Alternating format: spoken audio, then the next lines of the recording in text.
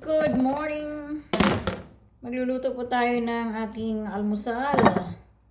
Bacon and egg.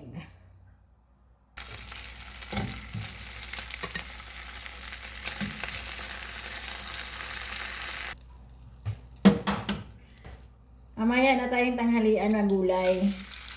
Bacon and egg muna sa breakfast. Okay lang naman yun. Hindi naman araw-araw, paminsan-minsan lang. Huwag lang araw-arawin yung bacon. Masama yun.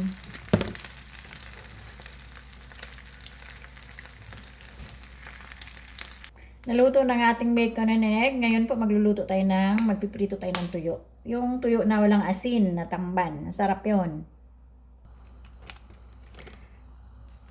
Yan, mainit na ang ating mantika. Ilalagay na natin ang ating tuyo. Masarap na tuyo, walang asin. Siguro kung mayroon man, konting-konti lang.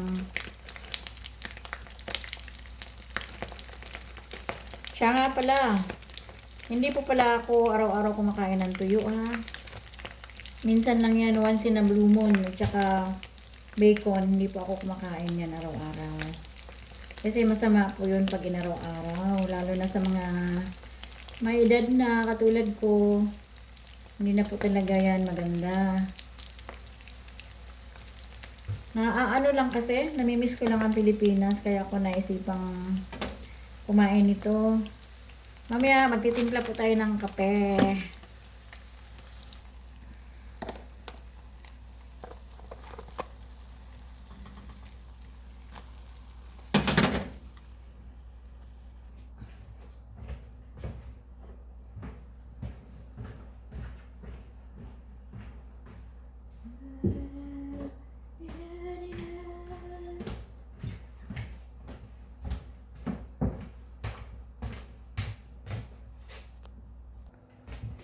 Pakulo po tayo ng tubig.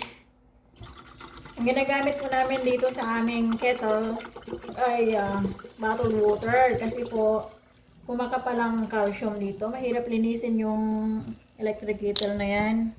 Kaya manapupuno ng ano to. Anong tawag dito? Calcium dito sa loob. Papaan na rin po natin ang exhaust fan kasi nagluto ako ng tuyo. Pag dumating yung aking hubby, nagagalit yun. Si Apam. Kasi mabaho na yung tuyo natin. Ito naman po mga bote. Recycle po yan. 10 cents ang isa niyan. Pag mayroon kang 10, maka $1 ka na. Pag mayroon kang 100, mayroon kang $10. Kaya iniipon po namin yan. Ngayong araw na to, titreat ko ang sarili ko sa pagkain Philippines. Itong 3-in-1 po, galing pong Philippines ito. Hindi po ako uminom ng kape talaga, lalo na 3-in-1. Pero ngayon, iinom ako kasi makulimlim yung aming araw ngayon. Ang gusto ko talaga yung tablea, yung pure cacao. Kasi wala dito eh. Kaya ito na lang muna ang 3-in-1.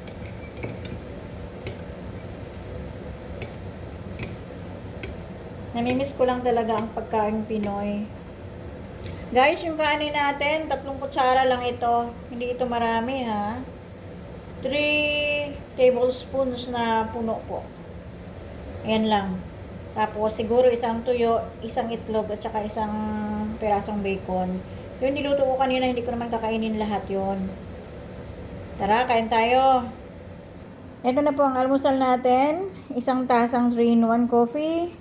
3 kutsarang puno na rice.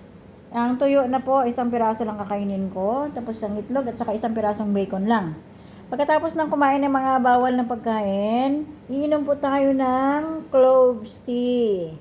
Pampababa po ng cholesterol, pampababa ng blood pressure, at saka nagbibigay po ito ng maraming benepisyo sa ating katawan.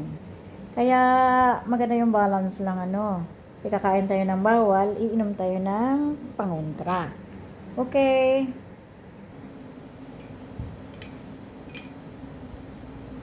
Yum, yum. Hala, dumating yung asawa ko. Ayan. Ayan siya.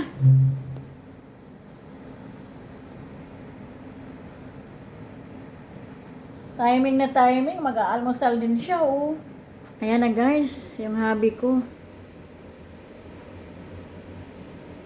Nakikikain niya ng almusal. Chop it, the meat, chop it, and trim the tree. I just cook bacon for me, but I just cook one egg. Maybe I will cook another egg. Like there's something sticking. Sabi niya, maantok daw yung tuyo. Nagpaluto ng egg. Luluto tayo ng egg.